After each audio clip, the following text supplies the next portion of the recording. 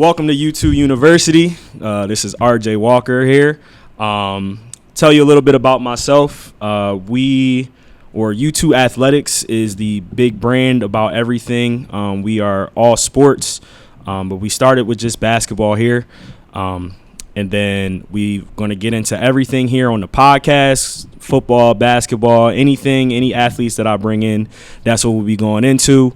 We started off as a training business. We also have clothing. So I do a little bit of everything here. And to welcome in my guest, Isaiah Freeman, D2 athlete going to Lincoln University. And we'll talk a little bit about everything that he's accomplished over his last 4 years in high school here. Nice to meet you, Isaiah. Nice to meet you as well. Yes, sir. So first things first, like I said, you're a two-sport athlete, right? Basketball, football, right? So let's start off with, your basketball here. Like I said, I do basketball myself. So if I'm not mistaken, two-time district champ, right? Yes, sir. Get into a little bit of that. How was that in, being a district champ and everything?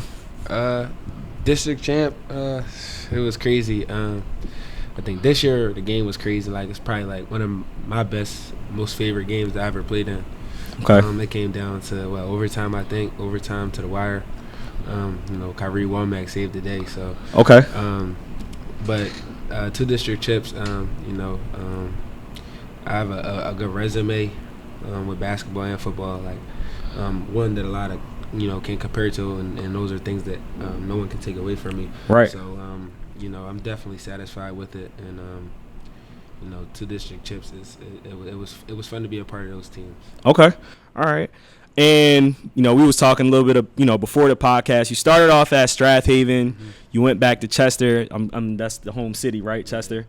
So what's the culture like going from Strathaven to Chester? It was more welcoming. Like, okay. People that I've been around, friends that I've been around. So it was like it was more welcoming. Okay. I didn't feel that at Strathaven anymore. I didn't feel the family atmosphere. The love. I just didn't feel any of that. So okay. When I went there, it was all open arms.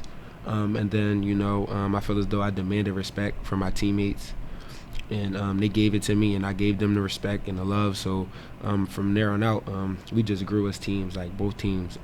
My junior year and my varsity year, both sports, like we just took tremendous jumps forward. So I could say that I'm leaving STEM Academy and Chester High School with a lot of young guys that are ready for what's next when I'm out. So okay. That's what's up. That's what's up.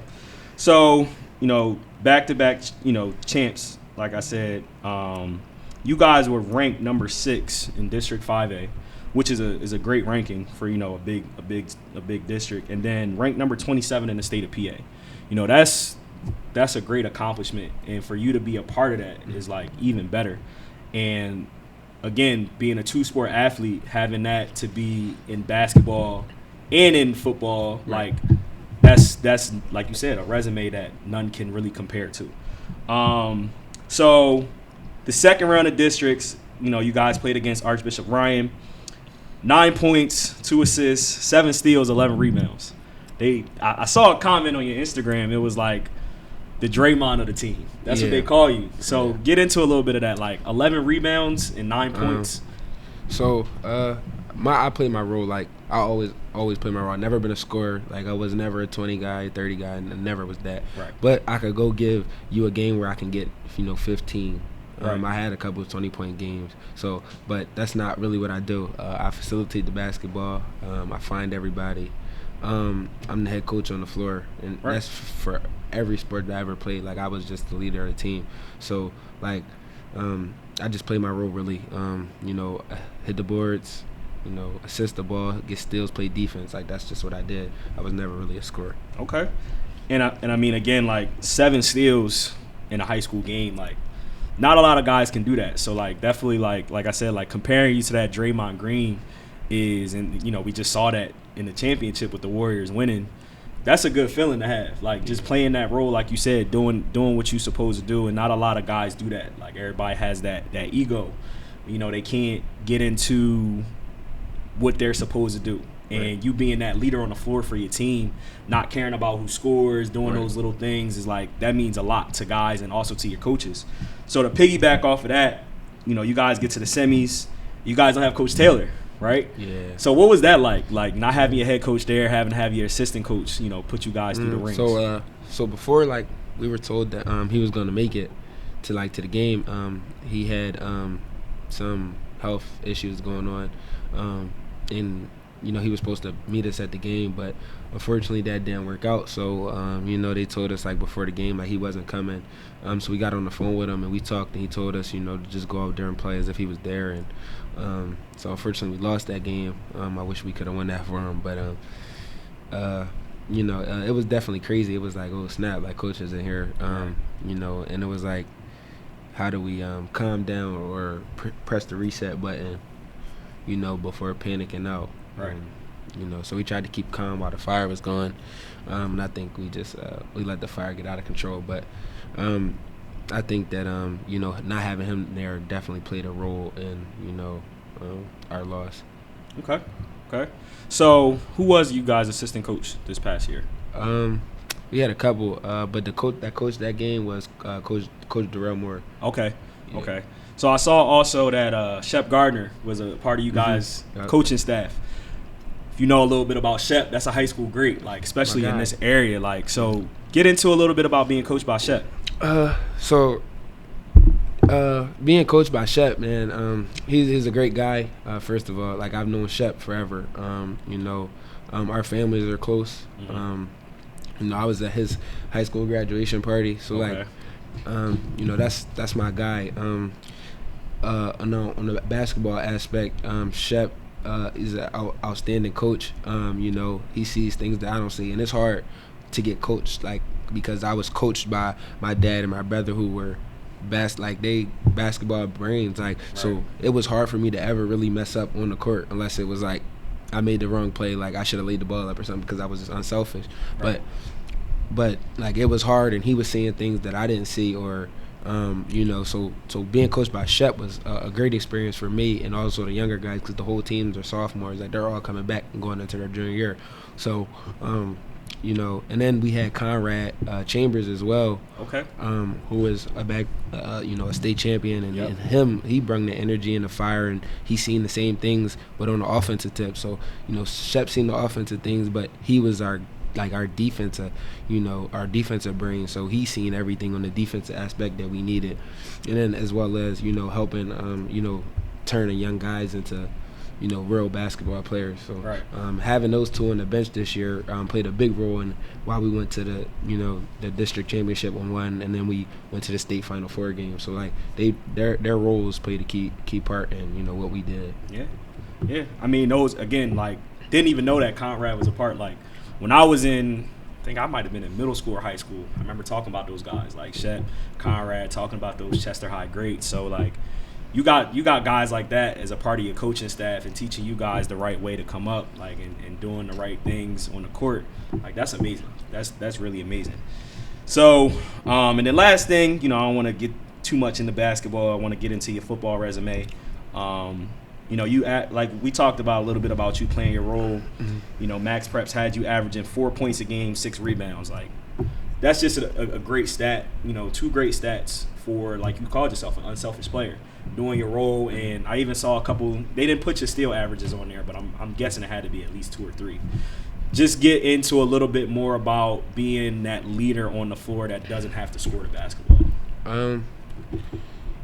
With that being, like, I just seen the next play, like, for all of the guys, like, I would tell them, like, you feel me, like, we had a team where, you know, I can snap on you, and like, you'll understand that it's not really anything like that. I'm just trying to get you better. So the younger guys, like, they really took that personal, and they listened, and by the end of the season, we had sophomore Kevin Rucker averaging 15. Lorenzo Jerkins averaging 15 and 15. So like, we had guys that were young, and at the beginning of the season they were basketball players, but, you know, now they're hoopers. Like, they can hoop. They know what they know how to do it, what to do, when to do it. Like, they can play basketball now. So before, you know, it's easy to just put the ball in the hoop, but you know, when you get to the next level, when you play the higher level guys, it's, you know, for me, it's keys and, you know, different things and aspects to the game that you have to acquire. And I feel as though they're starting to understand that. Okay. I like it. So transitioning into, you know, your football side. You know, I used to be a football player when I was younger. What gives you that love for the game of football? It's like the family aspect. Like, I think I can come in here, crack jokes. We can, you know, just, you know, be a fan. Like 11 guys on the field together, and you need 11 for every single play to win a game. Is like, it's crazy. Any other sport, you feel me? A guy can go out there and get 60 points, and everybody else do nothing but just play defense, and you still win the game. Now you really need everybody, every single play. You got to do your job. So like, it motivated me more. So like, I can do it with 4 guys, but now I got to do it with 10 guys and help the 10 guys that's on the field with me at the same time be better. And so now, you feel me, I'm helping them, they got to help me, and now we just all doing so it's like a collective sport. Yep. And you know, I love the fact that, you know, I can go out there, get better, we can talk crazy, we can, you know, hit each other and do all of this stuff, and, you know, still have fun at the game and still be brothers at the end of it. So I think, you know, just like the whole, like, it's just way more fun to me, like, than basketball is. And that was hard because I was really all basketball until like 8th or 9th grade, and then like it just took off with football. I realized I could be a quarterback, and I trained at it, and like I was bad, but like I just locked in with it. And you know, I went down to Atlanta with Coach Christian LeMay, Georgia quarterback, for like a whole weekend. We did like 5 or 6 quarterback sessions. He told me like I can be good, so I want to shout out to him, who taught me that. And then I came back, and I locked in with Coach Abe. And Coach Abe, he broke everything down to me. He's the guru. So I want to shout him out because he taught me almost everything that I know. And then, you know, when you have guys like the Shaws, that are football brains and football fanatics, it's nothing like it. So, you know, they're good, and they give back to the city and the community. So we got guys like those, and you want to be around them. Like, so for me, I'm a guy that you want to be around as a younger guy, and like I look up to them. So, and then they look up to people that was before them. So when you have guys that you want to be around, and you're not just forced to be around them, then it's a better environment. Yeah, most definitely.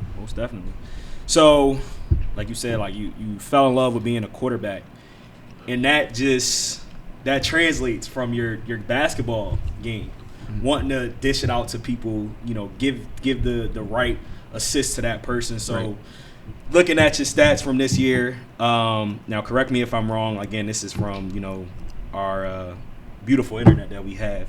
15 passing touchdowns this season, is that correct? Yeah. So get into a little bit of that. Like, I mean, I see you that you're versatile. You can be a passing quarterback, and you can get to there with your feet and get there, you know, with your rushing. So talk a little bit about your experience with your wide receivers. You're going to a little bit more about you guys' depth and your coaching and everything like that. How does that work for you guys? So on the passing aspect, you know, I had solid receivers. My junior year, which we had COVID, but I didn't really throw that much because we had a great running back. But my senior year, you know, we had young running backs, and they were hurt a lot, and my senior running back was hurt, so we had to throw the ball. And so I had senior Wop on the outside, you know, small guy but can create plays. He didn't play a lot of games because he was hurt, but I had Kylie Harper on the outside, who was going to Lock Haven. He was hurt a little bit throughout the season, but he still managed to play through it. And then I had sophomore Dominic Toy, 6'6", so he helped me along with a couple other younger guys, Mirzi, Samir. So I had a good group that wanted to learn. Now we definitely had our battles with a lot of drop passes, but they're my guys, so they always made up for it in the long run. But you know, other than that, you know, they came in, they worked hard every day, so they helped me get to that. And you know, in the coaching aspect, we got great coaches, great coaches. All of the Shaws is just great guys, great coaches, great football players. So you know, anybody that goes to the Shaws is going to get better. So. And you know, looking at it, I feel like you guys put Chester High football on the map. Like, not saying that it was never there, but when you hear Chester High, you automatically think basketball. Right. But you being that guy and putting you know, your team, you know, on your back, and your coaches and your whole team, you know, just in general, you guys put Chester High football on the map. You know, how does that feel to put your school beyond basketball? So I say it really started with the 2019 team, before I was even there. Okay. But the Langley twins, who Malachi is going to school with me next year at Lincoln, transfers from Booms. But like they started it. They went 7-3, I think, and they didn't make the playoffs in 6A. And then they had came down to 5A the year after. And so, which was my junior year, and then we didn't have a season. So that year we would have been ridiculous. But fast forward to my senior year with a lot of young guys, you know, like, you know, us going out, we won 7 straight, and then some injuries came, and you know, the boat sunk a little bit. But regardless of that, like, we did something nobody can ever say. You know, first home playoff, like, so it's things that we didn't do. We broke records as a team. I broke records. Other players broke records. So as a team, we did a lot that a lot of people, you know, didn't do. So you know, that's one thing that we felt proud about. But you know, to really say like, oh, we brought Chester back, that doesn't really like hype me up. I think that you know, we're on our way to getting Chester you know, back. I think that there's a long way. We just set the foundation for what's next to come. So we have a lot of young guys that are in the weight room and, you know, willing to learn and get better every day. So they're going to bring Chester back. I just was part of, you know, the movement and you know, the foundation. So, you know, we set the platform for what's next. Okay. So what does Exit 6 mean to you? To me, it means love. Wherever you go in Chester, like, you're going to find a love, regardless of the hate, regardless of, you know, whatever you see on TV, because they only post the negative stuff about the city. 100%. Whatever you see on TV is nothing like what Chester is. It's love, it's peace, it's joy, it's family. Wherever you go, you could be from Philly, you come down here, and you're going to get love regardless. Like, it just doesn't matter. So I think that, you know, regardless of what the social media or the news or the newspaper, whatever they post, is nothing what Exit 6 is like. Right. You know, you got support. You know, we played basketball 2 hours away, and the whole city was there. So, like, it's nothing like Chester. It's nothing like Orange and Black. It's nothing like C Pride. It's nothing like C City. It's nothing like Exit 6. So it's just a great place to be, a great environment. And like I said, regardless of what narrative that the people put in your head about Chester, is definitely a great place. Right. With just, you know, a couple downfalls that's getting fixed. So I think that, you know, Chester is a great place, like I said, and it means love to me because that's all they've ever shown me. I like it. That's great, you know, and I'm glad to hear you say that, you know, as a young athlete coming out of Chester. I mean, we don't, like you said, we hear a lot of the negativity and, you know, people getting killed or whatever the case may be. Right. And like you said, like, there's a positive side, just like there is to everything. And the social media aspect or the news aspect never gives us that positive side.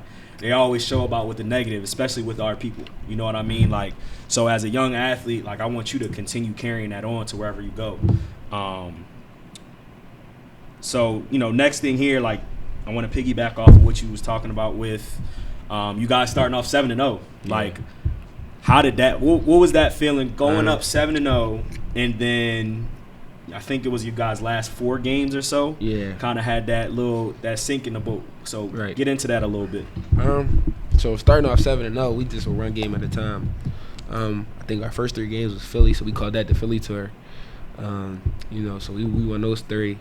And then we went in the next couple games, and it just was like we was at 100%. Everybody was healthy, and the ball was just, the train was moving. Yep. And you know, then we played Coatesville, and a couple guys got banged up in that game, and that's when things started to go downhill. But regardless of that, like I said, I'm proud of my guys, especially the younger guys who stepped up.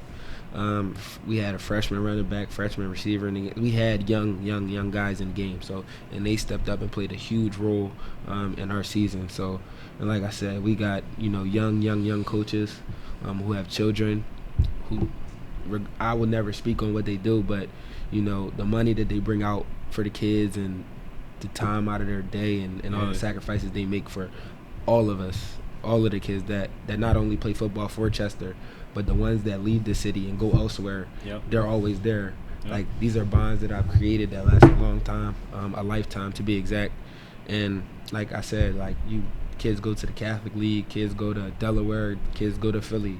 It's all the same love. They'll never show any other fake love or anything. Like, it's always love. And they're always a call away, regardless if you need them. Regardless of hour, if you need them, they'll answer the phone. So. I like it. All right, so to dive in a little bit about your kind of accomplishments, so Player of the Week, October 4th last year. How was that feeling? Henderson, right? Yep. That was I say that's probably my funnest football game. Okay. Because before the game, it was their homecoming, and they had posted something, and I got tagged by one of their student section players. Okay. That said, how many picks are you throwing tonight? And I never responded or anything to it. It just cracked me up. It gave me some fuel, some motivation, I guess. So we went out. We had 5 touchdowns, and I had 5 touchdowns. I think I had 3 rushing and 2 passing.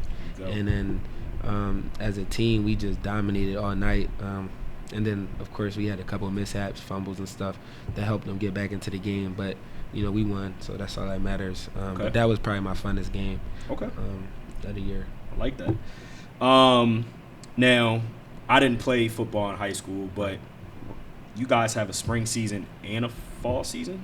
Am I not mistaken? No, we only had the spring season because COVID. We didn't play in the fall of COVID of 2020.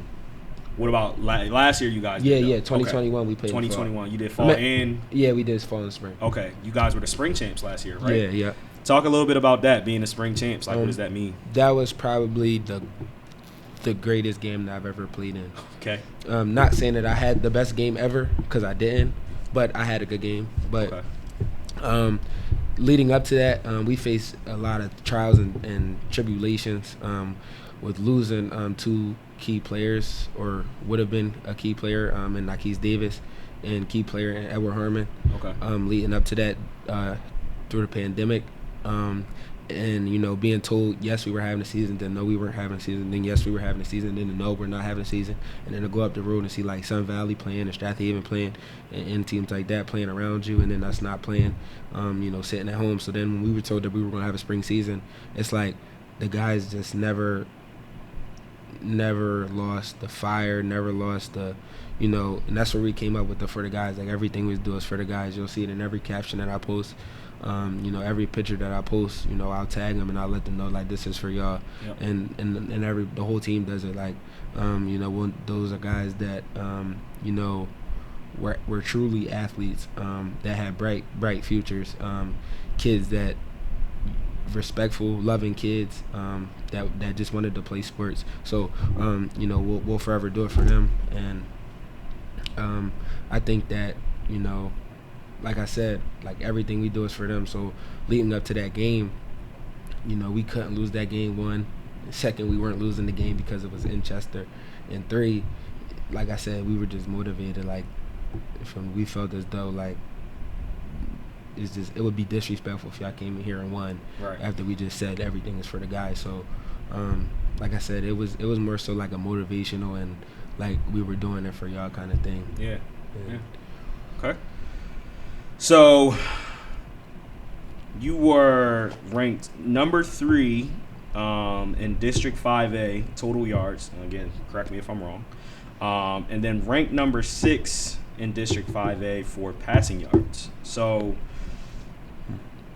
I mean, that's an incredible stat to have. You know what I'm saying? Like, you rank number 3 out of all the schools that we have in 5A, and then you rank number 6, in your passing yards, and then top 50 in the state in total yards. Again, correct me if I'm wrong. That's just the research that we have.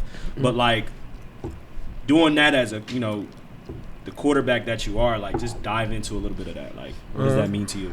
I first want to give honor to God because, like I said, without Him, none of this would be possible. To see how far I came from an 8th grade quarterback, just dropping back and throwing the ball in the air, like I came a long way. To now reading defenses and bringing defenses down and knowing timing and stuff like that. So, I'm blessed for all of those stats, but personally, I could have did way better than that. Okay. I think though, like I said, with injuries and stuff, but I'm blessed to have those achievements and awards and stuff like that. But like I said, I could do way better, and I'm gonna just carry that doubt that I have in myself or regret from not being higher and ranked higher and all of those different things. Carry that to college with me. Okay. So piggybacking off of that, diving into college, going to Lincoln. Mm-hmm. So before we get there, I just want to see, like, what were your other school options? Who were your other offers? Like, dive into a little bit of that. What I have? I had Millersville. Okay. Lincoln. I had a couple other Division II, and then I had a PWO offer from St. Francis. Okay. And, like, really what sold me was, like, Lincoln came down to the school with, like, 4 coaches and sat in the office and just broke things down with me. And then they came back, like, 2 weeks later with, like, a new offensive coordinator who was just very interested in, like, everything that I had going on. Okay. He knew a lot about me, and that was his second day in office. So, like, it showed me that they cared. And then I went up there and had a meeting. We had food and stuff like that, and they talked to me, and they really cared. So they met with me 4 times in like a month, and they just showed me that they cared. And that and then I went on my visit, and it just sold me, like, that was the place for me. So Okay. And then being back around my people of my color who face the same adversities in life that I do, it showed me that like, I'm just back around my people. Like, after I left Strathaven, like, everything skyrocketed for me. So Right. I'm blessed that I can play at the next level around the people that are like me. So. Right. Okay. And then final question here. Two questions. So first things first, what is your why? Why do you why do you play football? What's your why? Like I said, I love the sport. Everything that comes with it, the pain, the tears, the blood, everything that comes with the sport. I love this sport. Okay. Like I said, I wouldn't trade it for anything. Okay. Second, we need school paid for. Got you. I got you. And third, I just was a good athlete growing up. Like, it was always basketball or football. And then my brother put the pressure on me, like, you're not about to keep BSing me basically in basketball, so you better pick a sport. So Right. obviously I picked football. Now I'm locked in with it, and I grind it, and I love the passion and the grind and everything that comes with football. Like, I just loved it. So, like, that's really, like, that's what sold me. Got you. And then last question here. So what are your goals going forward? Are you going to, look forward to going past D2 to go to D1 and make it to the league? What's the goal here with the goal is to go in as a true freshman and play. Okay. And whatever happens after that is up to God. Whatever happens after that is up to God. Like, we're just gonna leave it right there. Like, He'll handle everything else. Yes, sir. Respect. All right. I mean, that's about it. I wish you, the endeavors that you have, and with the talent that you have, to keep going, keep pushing forward. You can't achieve anything that you don't put your mind to. Of course. I want to tell all my athletes that I have on here that, and I want to read you a quote, then we're going to get out of here. So being relentless means demanding more of yourself than anyone else could ever demand of you. Knowing that every time you stop, you can still do more, and you must do more, right? That's from one of my favorite guys, one of my favorite authors, Tim Grover. He was Michael Jordan's trainer. So, continue being relentless. It doesn't matter if it's in football, basketball, whatever you're doing in life. Keep doing you. Keep doing more for your family, for yourself, and like you said, for God. Like you put everything for God, and I respect that because I do the same thing. And this podcast is not for me or for my personal well-being, but it's for you guys. Right. I want to put you guys up and keep putting you guys up because we don't see that a lot with high school athletes. We see it a lot just with our collegiate or our NBA, but you guys are that next step. You guys keep pushing these leagues. You know what I mean? So keep doing what you're doing, and that's about it. And last things here, I just want to say that this episode is sponsored by Marco's Pizzeria and Grill right in Aston. One of the greatest pizza spots in Aston. So if you guys ever want to stop and grab some pizza, you can always do that. And then we also have another sponsor, Ives Notarial Services, notary service. One of my guys too. Can get anything notarized by him. So you always can search these guys up or hit us up on the YouTube. And that's about it. Thanks for having me. Thanks for having you. Thank you. Appreciate it. Sure. That's a wrap.